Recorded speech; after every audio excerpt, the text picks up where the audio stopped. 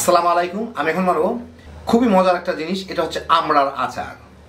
যারা আচার খাইতে পছন্দ করেন, বিশেষ করে জিনিসটা একদম চেটে পুটে খাইতে পারবেন।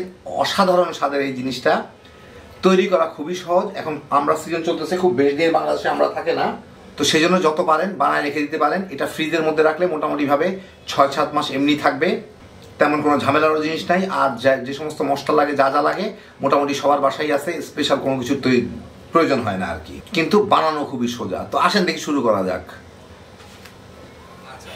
তো আমি এখানে আমড়া নিয়ে এইটার বোটার দিকটা একটু কেটে নিব। কেটে আমড়াটাকে আমি ছিলে নিব। একদম সাদা অংশ বের করে ছেলার দরকার নেই, একটু সবুজ সবুজ থাকলেও কোনো অসুবিধা নাই, বরঞ্চ ওইগুলো থাকলে একটু ভালো, একটু টক টক ভাব থাকবে। তবে পাকা আমড়া থেকে কাঁচা আমড়াতে এই আচারটা ভালো হয়।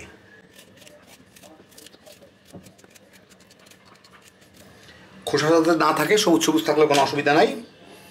এখন এই আমড়াটাকে একটু চিড়ে নিতে হবে। অন্তত 6-7 জায়গায় যদি এইভাবে ছুরি দিয়ে মাঝখান থেকে পর্যন্ত গিয়ে কেটে দেওয়া যায় তাহলে সবচেয়ে ভালো হয়।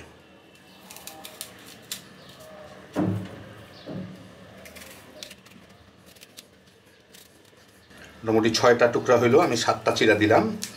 যাই হোক, এরকম করে আমি সবগুলো আমড়াকে করে নিব, চিড়ে নিব আর ভালো করে ধুয়ে নিব চিড়ার পরে।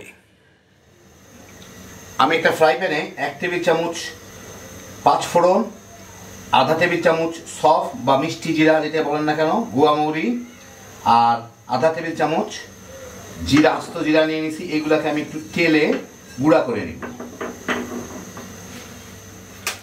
এই মিনিটখানের মধ্যে টালা হয়ে গেল, যখন পটপট করে ফুটতে থাকবে যে সরিষাগুলা, এখন আমি চুলাটা বন্ধ করে এটাকে ঠান্ডা করে এটাকে আমি গুঁড়া করে নিব। আমি এখানে একটা সসপ্যানে কিছু পানি ফুটায় তার মধ্যে একটু লবণ দিব। লবণ দিয়ে দেখব কতটুকু নোনতা হয় এটা। পানি খুব বেশি না, যাতে স্রেফ আমড়াগুলা ডুবে এরকম আর কি। সামান্য একটু লবণ দিলে হবে। এর মধ্যে এখন আমি আমড়াগুলা দিয়ে সিদ্ধ করে নিব। প্রায় আধা ঘন্টা লাগে আমরা সিদ্ধ হইতে। আমরা যখন সিদ্ধ হয়ে যাবে, যে ঢুকায় দেখতে হবে কাঁটা চামচ। এটা কিন্তু সিদ্ধ না হইলে চিনির মধ্যে দিলে কিন্তু পরের দিকে শক্ত হয়ে যাবে, সেই জন্য যা সিদ্ধ করা এখনই সিদ্ধ করে নিতে হবে। আমড়াগুলোকে আমি তুলে ফেলবো পানি থেকে। অনেক জায়গায় দেখবেন চিনির মধ্যে দেয়, চিনির মধ্যে দিলে কিন্তু বুঝবেন আমড়াটা শক্ত হয়ে গেল, আমড়ার ভিতরে কিছুই ঢুকবে না। তাই যা সিদ্ধ করার আগে সিদ্ধ করে নিতে হবে। এখন আমি বাকি রান্নাটুকু শুরু করব। এখন চুলা একটা কড়াইতে 2 টেবিল চামচ সরিষার তেল দিয়ে আমি গরম করে নিছি।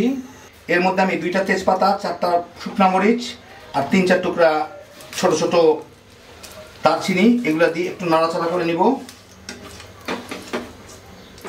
আমি গুঁড়া মশলা ব্যবহার করতেছি, এই মশলাটাকে গুঁড়া করে রাখছি আপনাদের বললাম, তো সেই জন্য আমি যাতে এই একসাথে দিলে পুড়ে না যায়।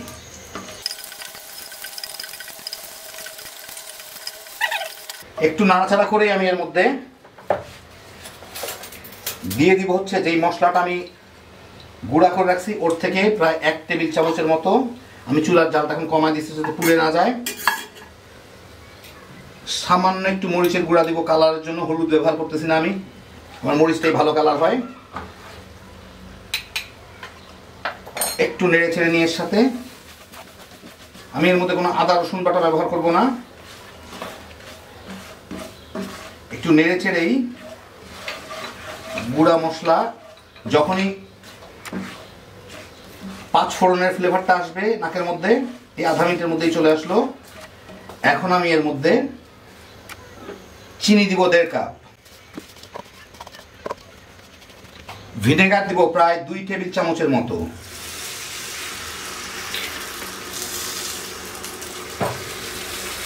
এখন চিনিটাকে গলায় নিব। ভিনেগার দেওয়ার ফলে কোনো পানি দেওয়ার প্রয়োজন হবে না, চিনিটা এমনি গলেও যাবে। মিনিট 1.5-2 নাড়াচাড়া করলেই এরকম ফেনা ফেনা উঠে যাবে, আর বুঝতেই পারা যাবে, নাড়ার সময় বুঝতে হবে নিচে চিনি লেগে গেছে কিনা, তার মানে চিনিটা গলে গেছে। এখন আর আমি এর মধ্যে এই আমড়াগুলা দিয়ে দিব, দিয়ে এর সাথে মাঝারি আঁচেই সাবধানে এটাকে একটু রান্না করে নিব। জাল দিয়ে নিব আর কি। মাঝারি আঁচে আমি এতক্ষণ হাই হিটে করতেছিলাম, এখন মাঝারি আঁচ করে দিলাম আর কি।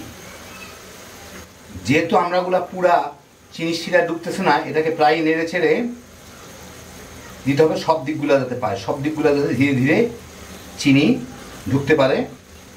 দেখেন এখন এর সাদা সাদা আঁশগুলা সব আলাদা আলাদা দেখা যাচ্ছে, মানে ধীরে ধীরে চিনি চুষতেছে আর এগুলো অল্প একটু শক্ত শক্ত হয়ে যাচ্ছে। তো এরকম নেড়ে ছেড়ে মোটামুটিভাবে আমি শিরাটাকে একটু ঘন করে নিব।